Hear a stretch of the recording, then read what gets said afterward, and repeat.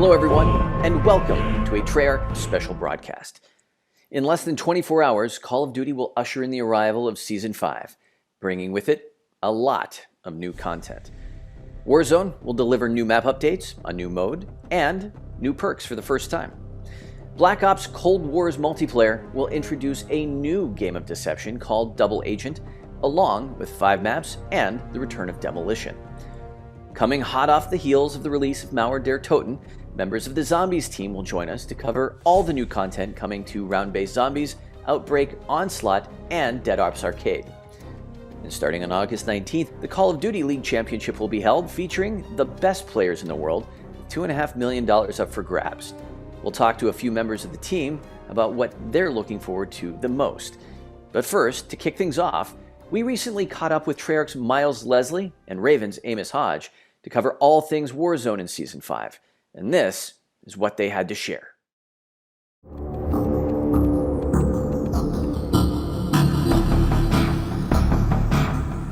Welcome to Season 5. We got a lot to get into. Let's talk about the story so far. Now, coming out of Season 4, we heard Wraith on the phone making a drop for the new operator, Kitsune. She's the one that grabbed that bag. And in the bag were the data reels from Mount Yamantau, that key information on the numbers program. Now, with the evolved numbers program that Stitch and Perseus have been putting together, Kitsune had one mission, and that's to get to Echelon, brand new location in Germany. And this listening station, really the key is to activate the numbers broadcast, and that is going to change the landscape across the story, really across the entire scene of multiplayer in Verdansk. Once the broadcast is live, sleeper agents are going to be active on a global scale, and these mobile broadcast stations that Stitch has set up are going to become active. This isn't just a narrative beat, it's a map beat. So we've added mobile broadcast stations across the map where you can go and you can hear this message and you can find new loot. For Season 5, players can expect 2 new perks. The first perk is designed to help players ping enemies. So anytime you damage an enemy, he will be pinged for your entire team. So you no longer have to decide, should I ping first or shoot first? Just go ahead and fire away and he'll be pinged. The second perk is designed to help you plate faster. For Season 5, we're updating the Gulag with a new layout, and this time around we're mirroring after a map called Rush. This was a fan favorite Call of Duty Cold War map, and so we're bringing it into Warzone, and I think fans are going to have a great time with it. Later in Season 5, we have an all-new game mode called Clash. The base of this mode is large-scale TDM, 50v50, first one to hit the score limit wins. But we've layered on top of that all the Warzone mechanics. So you've got armor plates. As you kill enemies, you earn money, and those buy stations are active for you to purchase kill streaks.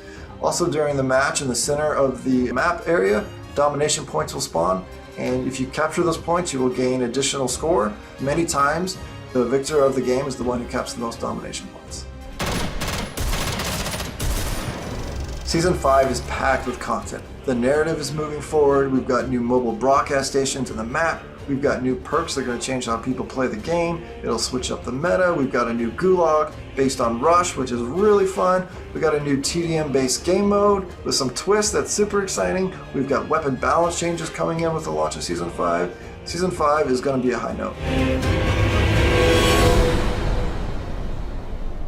Thank you, Miles, and thank you, Amos, for the full rundown. We've actually got Miles back with us, as well as our very own Matt Schrantz, to talk about all the weapons and operators coming to both Black Ops Cold War and Warzone. Miles, thanks for sticking around. Matt, welcome. Just for you, John. Thank you. Miles, before we jump into things, as the studio's creative specialist, you play a significant role in helping this entire universe come together. With what amounts to the game and 5 seasons under your belt, what's this journey been like so far? What's it been like connecting all these dots? It's been really fun. That's the main thing. It's also been very challenging. We've never taken on this amount of story woven into the post-ship seasons, and it's canon as well. Like, we didn't want to do something that wouldn't be part of the Black Ops lore and the history. So we took a lot of time crafting this from the start, working with the campaign on where it ends, all the way to what is the most interesting story that we can tell with the time that we've got, across the game and cinematics, and making sure that it touches Warzone and multiplayer and feels substantial and it feels Black Ops We've learned a lot of things, but I'm really happy with what the team's accomplished and telling a really cool story, but also just delivering a lot of fun content wrapped in that as well for players to, go as far in as they want. When it comes to those themes, those narratives, operators have played a really important role in driving that forward. And the team has brought us some pretty memorable characters. And season 5 stands to be no different.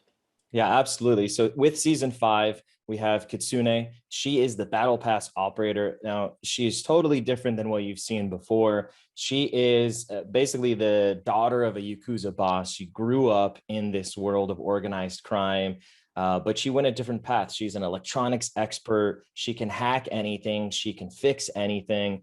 Next up, we've got Striker, and he really comes armored and geared up, and he's very different. He's got a little Texan accent, really cool in the cinematic, really cool for the season, something players really haven't seen yet. And Striker arrives in season, but we've got one other addition coming in season as well. That's right. Hudson makes his way to the battlefield. So Hudson, Black Ops hero throughout all the series. He was actually the multiplayer announcer. So players have actually been hearing his voice yell at them when they're on the NATO side.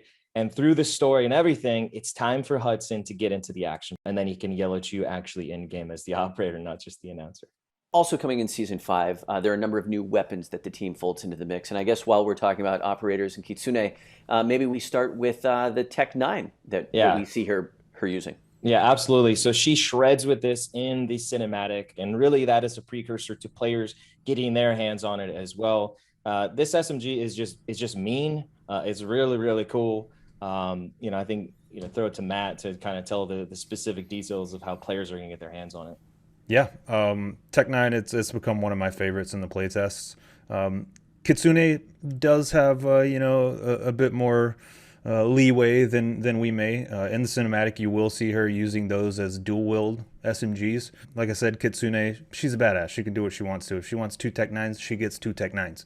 But for us, a really cool thing that we will be able to do, which I've had a ton of fun with, is change the fire rate.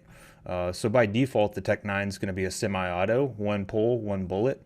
And then through some attachments, you'll be able to turn that thing into a burst fire and full auto submachine gun. I've had probably the most fun using the Tech 9 as a single shot SMG. So yeah, I'm loving this thing. So Matt, for those that might want to dial the heat up a bit from the SMG, there's also the Em2 Assault Rifle that the team is offering this season.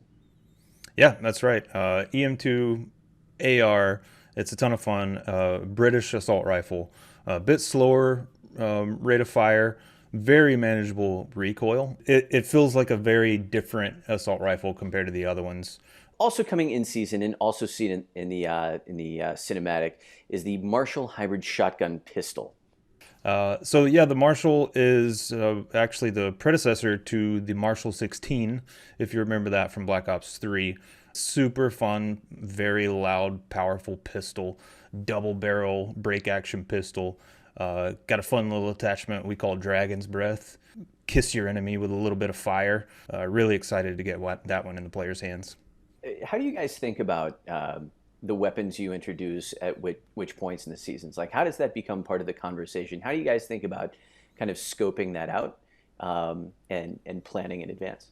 No, that's a good question. It's really about, working with the creative team, Miles, and where do we feel like a weapon may fit best within this story we're trying to tell. Of course, we think about the player base and, how many people are using a certain type of weapon. When do we want to introduce a new type of weapon? We're not just throwing spaghetti at a wall or darts at a board. We do give it some thought. Well, if you give it some thought based on data, I guess there's sort of like a sadistic player category that would go for the new melee weapon that's coming this season.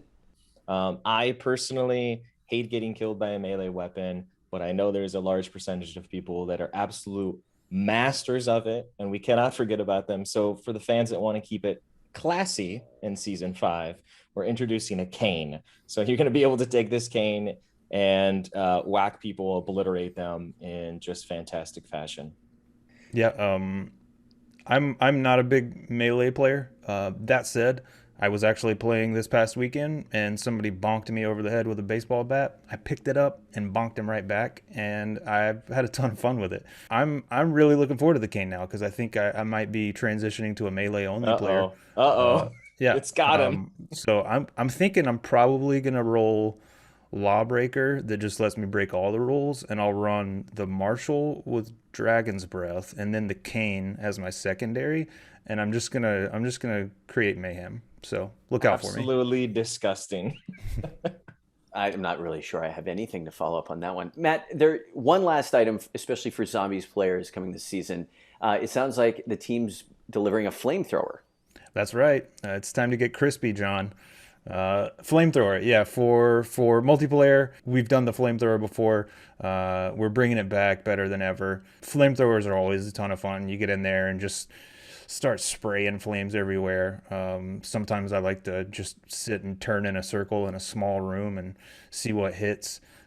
Also creates a spectacle. And like you said, the zombies, they don't like fire. So the Zombies players will have a new toy there as well. As you talk about this, I can only think about how horrible it would be to be in a game with you, because I would just die all the to time. get marshaled into a cane, into Flamethrower crisps.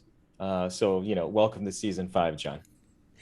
Well, let's keep it rolling with maps and modes. And it's probably best if we kick things off with kind of a one-of-a-kind mode that's never been imagined before in the series. Probably best to start there. Matt, the team is rolling out a mode called Double Agent. Can you tell us what that is all about, and tell us especially kind of how it came to be? Yeah, I'd love to. I want to give a shout out to Activision Shanghai, who we've worked with very closely on Double Agent.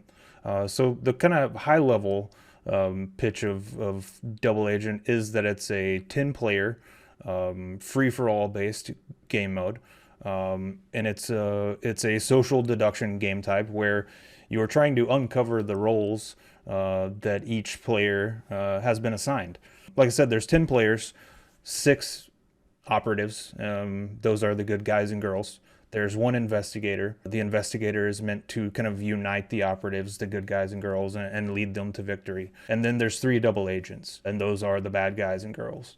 So the double agents, they're mainly out to blow up bombs and eliminate all of the good guys. The operatives have to sniff out the double agents throughout the course of the match. They'll be given clues, and they can pay attention to the behavior and movement of every player around them, just to try to kind of understand who's good, who's bad. And the operatives, they have to get rid of all 3 double agents, and they will win the match. Communication is key. The game mode is, 1,000 times more fun when everybody's really getting on mic and chatting and lying to each other and saying, I'm a good guy, I'm a bad guy. No, well, it's unlike most of our core multiplayer game modes where it's shoot first, ask questions later. You really got to pay attention and you got to get into the mind of your friend or your enemy in this one.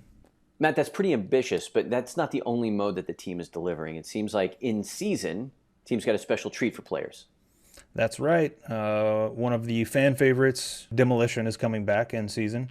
For the uninitiated, Demolition is a 6v6 attack versus defend game mode, where the attackers are tasked with finding and blowing up 2 bomb sites in the map. There's unlimited respawns for both sides, so it's not like search and destroy. And then the defenders just need to prevent the attackers from blowing up those bomb sites. The first team to win 2 rounds wins. New operators, new weapons, new ways to play. Let's talk about where you'll be playing it. And it starts with a 6v6 map called Echelon. Miles, is there any sort of lore? What's the backstory with Echelon? What are we getting into? Yeah, absolutely. So as you see, here's Echelon here. You can see it in the cinematic as well. This actually is a real place that existed, is this Echelon building. It's a listening station. And narratively, Stitch has sent Kitsune to attack this place and infiltrate it. And she is about to turn the broadcast on of the Evolved Numbers program for the next step in the master plan. This map is a lot of fun. It's bringing something new to the portfolio overall with this sort of king of the hill cylinder center, basically, and you rotate through that. Which is very different and very fun. Matt, the team is serving up a classic 3-lane fight in a 6v6 experience. Take us to Slums. Yeah, Slums is coming back. Black Ops 2 Classic, like you said. It's, to me, when I think about Slums, it's all about controlling that center. It's about controlling the statue. It's about controlling the blue room. Going back to Demolition, we've been having a ton of fun playing Demolition on Slums. I think that one works really well for a lot of attack defend game modes. Miles, for the 2v2, 3v3 crowd, there is a new map called Showroom. What's the backstory with this one? In season 1, if players remember, we took you to the Pines. We're actually going to another part of the mall, this showroom. It's called Stacks. Very cool, very different as you're fighting over sort of these iconic department store showroom type stuff. Lots of cat and mouse as a gunfight map players expect. Really fits nicely in the portfolio of the gunfight maps that we've released to date. Matt, coming in season for the 6v6 crowd, the team is taking players back to Drive-In. I'm really happy that we're able to bring this one back. It was a part of the map pack post-launch offerings in Black Ops 1. So there may be some players who didn't get a chance to experience that. You know, Drive-In's a medium-sized map with varying engagement ranges. You're going to have your iconic long-range battle between the drive-in theater. So you're going to have a sniper perch up there in the theater screen going directly across to the projector room. And then you've got on each side of that parking area where the cars would park and view their movie of choice. On one side, you're going to have a scrap yard. And then on the opposite side, you're going to have that really iconic concession stand with the hamburger shop and the ice cream stand and the arcade. Last but not least, the team is also bringing players to the zoo experience, and that's arriving in season as well. So first off, we ain't touching your Outbreak map. Second off, we are going to make that play space a little bit smaller. This is one where we did play and iterate, and through playtesting, we said, you know what, we all think this is going to play a bit better if we shrink it down a bit. We've brought in some of those side areas and kept the iconic, monorail path, the aquarium. It's a ton of fun. It's one that provides a lot of varied engagement ranges, which we try to hit with all of our maps. Miles, thanks for pulling double duty today. Matt, thanks for coming by. Really appreciate your time. Thanks, John. And now, zombies. Today, we're joined by Craig Houston and Kevin Drew, two very familiar faces from the Zombies crew, and they are here to tell us all about what is in store with Season 5 and all things across Zombies. Guys, welcome. Hi, John. Nice to see you again. Hi, John. Good to see you. All right. Okay. So when we talked last, you guys were getting ready to drop Mauer Der Toten. It's been out in the wild lately. How would you describe fan reaction so far? Satisfying to watch. And to read the feedback. We were very excited about this map, but seeing people appreciate not just the location, but some of the narrative beats within it, some of the character development that we went through. It was great to see people really love Klaus. It was great to see people really love the Wonder Weapon. It was great to see people really enjoy the environment. And, while we're proud of everything we do, to get that level of response of seeing people playing the main quest and feeling really satisfied with it and how it all, played out and paid off. The boss battle was fun. The steps were fun. It was nice to see other people really, really, really enjoying that. We inside the team thought we had a really great level on our hands. We went back to that kind of dark atmospheric environment, and those are always my favorite, and I think they're the most kind of classic zombies feel. And it was just awesome to see the community react in the same way. And just really enjoy the atmosphere, and watching players go through that main quest and be introduced to Valentina was just really awesome to see. With Season 5 coming tomorrow, players are kind of like, on the threshold of kind of understanding sort of the implications of Mauer Der Toten. Craig, if you could kind of walk us through the story, as players drop into Season 5, where are they at? When Raptor 1 gets shot down at the end of that Outbreak quest, that was really nice to see the reactions. It was really nice to see everyone invested in making sure that he didn't die. But then also bringing the Valentina story to the fore in Mauer Der Toten, which has been there and been planned since the very beginning of Die Maschine. But that story arc has kind of wrapped up. Thank goodness we managed to stop her bringing the Nazi army back into our dimension, because the last thing we need is any more Nazis. The biggest thing, and sorry, spoilers, people, if you saw the outro, then you will have seen that Maxis has powers now. We've been hinting at that for a little bit after her return from the Dark Ether, but the players wouldn't be alive if it weren't for her intervention. And that is something that we're going to see continuing, developing through season 5. But also we will be letting players hear from the director for the first time. Kevin, now that Craig has shared a little bit more about what we can expect to learn through Intel, can you give us a little insight into what we can expect in terms of gameplay? We have a lot of exciting new content coming to Zombies for Season 5, starting with a new perk, which is Death Perception. In the past, what it allowed you to do was see enemies through walls, but with all the new mechanics and the introduction of Outbreak, we saw a real opportunity here to just increase that and leverage all of those things. Starting with the new ability of increasing your mini-map refresh rate, which is something that is useful for everyone, knowing where enemies are, where they're coming from. As you level up further, you will be able to increase the amount of salvage and high-grade salvage that you earn when you pick it up in the world. And then finally, when it's fully powered up, this is what's really exciting for me, is that it highlights anything with chests or items that are dropped in the world. So you'll be able to walk by a house in Outbreak and see that not only there are enemies in there, but there might be a large chest in there. You would be able to identify that that item isn't even an item, it's a mimic, and you can see that it's red. One of my favorite things now is that when I do the Fury Crystal event in Outbreak, it will actually show you where all the crystals are nearby. So there's just a lot of utility here with this perk.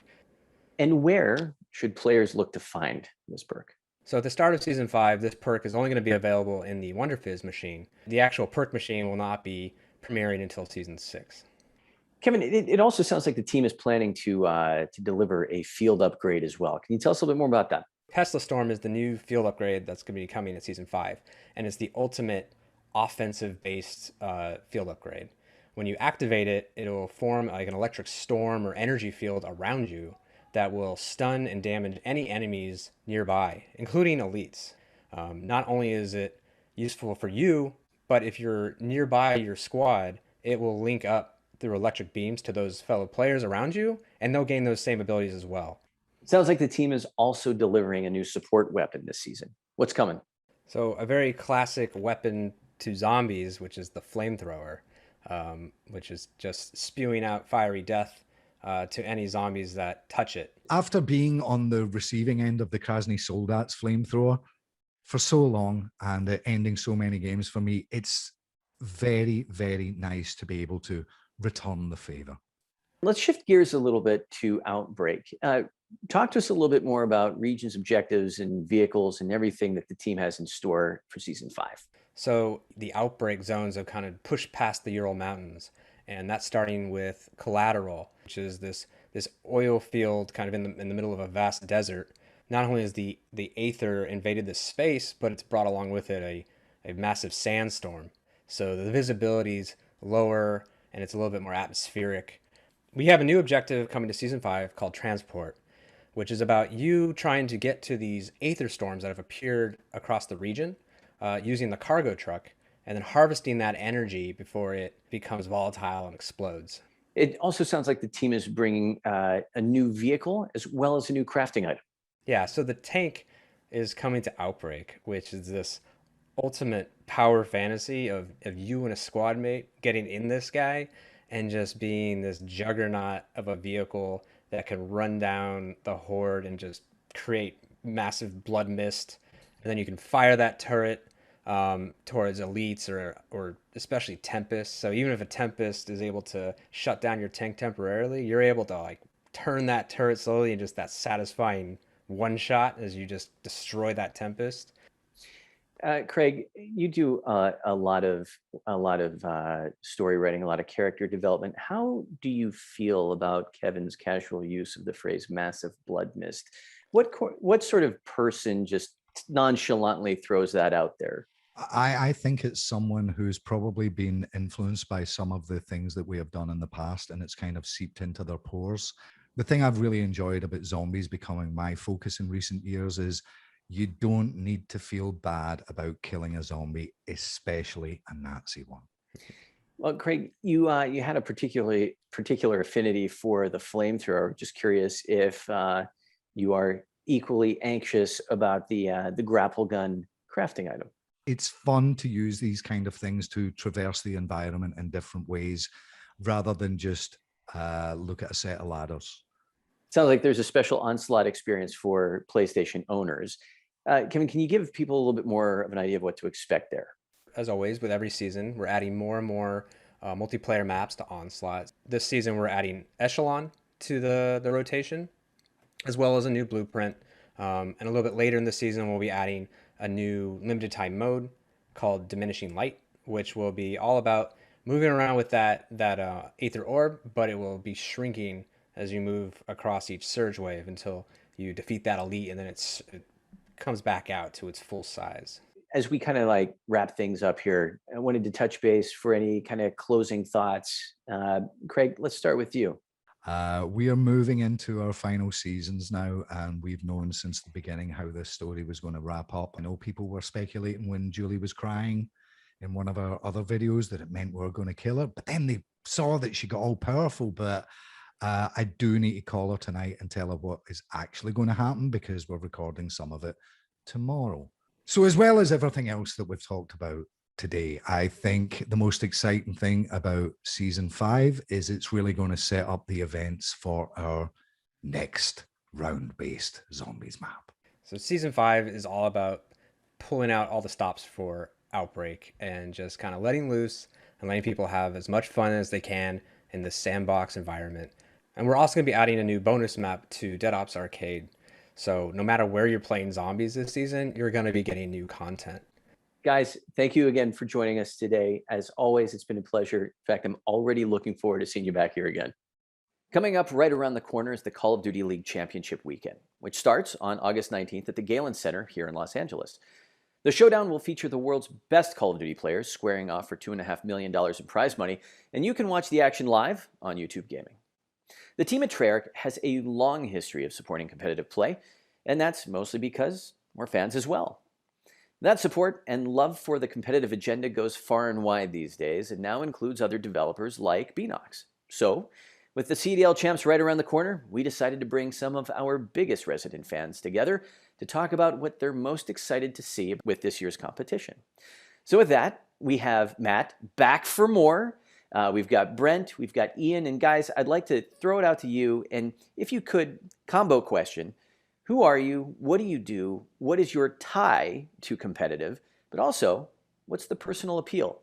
Brent, let's start with you. Who are you? And what do you do here? Hi, I'm Brent Toda, producer on esports. I've been working at Treyarch for 13, going on 14 years now. We're honestly huge fans of the game ourselves. We make it, we play it, and to just watch it being competitively played at these levels is just something, truly remarkable. So I think that's a real draw. Ian, tell us a little bit about yourself. So yeah, I'm Ian, producer, associate producer at Beanox. I've been at the Activision family for a little bit over 10 years now. But even before working at Activision on Call of Duty, I was already a fan of the game myself. Now work with Beanox on helping getting the best broadcast for the CDL. Awesome. Matt, wait, we already know you. I mean, but what's your tie to competitive, and what's your personal stake? Yeah, I mean, my personal stake is, of course, we all work very, very hard on the game. And like the others said, just watching these players play at such a high level, doing things that, sometimes we didn't even know could be done with our game is just awesome to watch. It's really just about giving the game to the players and seeing what they can do with it. While you're at it, what is there something that's sort of like landed on your radar over the season? Has there been a highlight or some highlights that have sort of piqued your interest as we head into the championship? Some of the highlights are, of course, seeing some of our classic Black Ops maps played in Cold War. We've got Raid, we've got Standoff, we've got Express. And on Raid, seeing Raid played with control, a game mode that was never played on that map in a competitive setting back in Black Ops 2. So it's just been awesome to really see how, some of the players who were even playing competitively back in Black Ops 2, how they've evolved and progressed and are playing these maps, several years later. Ian, how about you? Any stories, any through lines that have sort of piqued your curiosity? The moment where Optic had a struggle with that 3-stack in SND, we all remember that, and I think that they've been short of winning a couple of times this year, and always in very unfortunate moments. So I think that in the last stage they've been doing great, and I think they have a chance now. Very strange season playing online, and we're finally able to go back to LAN, which is very exciting, and I think we can all be super proud of that. Brent, how about you? You're kind of an interesting person to ask because you do a lot of work directly with the CDL and some of the players. And so, you might bring a different take. Yeah, having worked on, many aspects of the game before, going into esports was definitely an interesting challenge. We're talking about players that perform at a much higher level than certainly I do, maybe closer to Ian or Matt here. But, when we're talking about competitive needs, there's a lot involved. And I think really for me, the highlight has just been the collaboration and relationships that we've developed with the league, its players, and, to, in the end, to make something really awesome for the fans, the viewers to watch. And on a personal level, I think when we're looking at the franchise, I'd say, we really set the bar with Cold War. Whenever you tune into Champs, what are you going to be looking for? Where's your attention going to be? I think the thing that really excites me about Champs, is the culmination of all these elements that we've worked toward on Cold War coming together, from collaborating with all the folks at CDL, Beanox, all the asset teams, weapons, characters, vehicles, UI, map, gameplay, engineering, production. It sounds like I'm naming every department, but really that's truly what is needed to develop such a title, like this one. And just to see it all come together at Champs is just truly awesome. Ian, how about you? As the guy whose priority is watchability, do you ever get to watch for fun? First of all, I was a competitive fan before I was even working on it, so I'm able to have that switch off whenever official matches are on and just have a good time.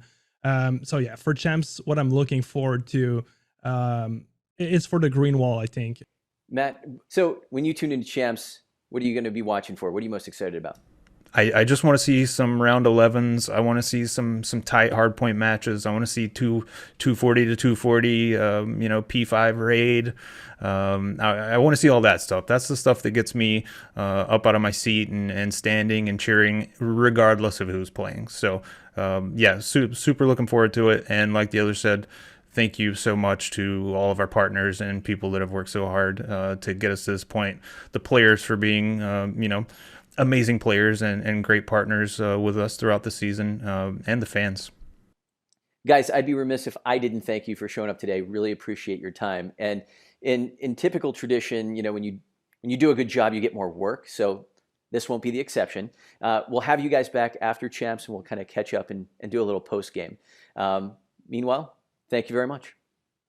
With the arrival of Season 5, fans will have 100 new tiers of content to unlock, including the cybersecurity expert Kitsune. Perseus's infiltrating operative is ready to outfox her enemies across all modes with an instant unlock from a Battle Pass purchase at Tier 0. New to Season 5, a second Kitsune operator skin is also instantly unlocked for those who purchase the Battle Pass bundle in the first 2 weeks of the season. And once you've made it all the way to the end, you'll unlock Kitsune's Blood Red Ultra outfit at Tier 100. As we mentioned earlier, prepare for the arrival of 2 free new Battle Pass weapons, the Em2 Assault Rifle at Tier 15 and the Tech 9 SMG at Tier 31. Along the way, you'll also find a deadly load of weapon blueprints that are ready to make quick work of any mess, all unlockable as you work your way from Tier 0 to Tier 100. Keep an eye out for more unlockable items such as customization items, double XP tokens, vehicle skins, and more as you fight your way through the tiers. For 2,400 Call of Duty points, unlock the Battle Pass bundle and instantly gain the second Kitsune operator skin plus 20 tier skips, or 25 tier skips if you're a PlayStation user. putting you on the offensive against Perseus. You'll also get up to 1,300 Call of Duty points back as you work your way through the tiers, redeemable for items in the store, bankable toward future Battle Pass systems. And don't forget, friends can send the Battle Pass bundle, or store bundles to one another. Thank you to everyone who helped make today's broadcast possible. Tommy, Ben, Foxy, Alan, and to our guests for making the time to join us. Most of all, thank you for tuning in. We hope you enjoy all the new content that's dropping in Season 5. We look forward to seeing you online.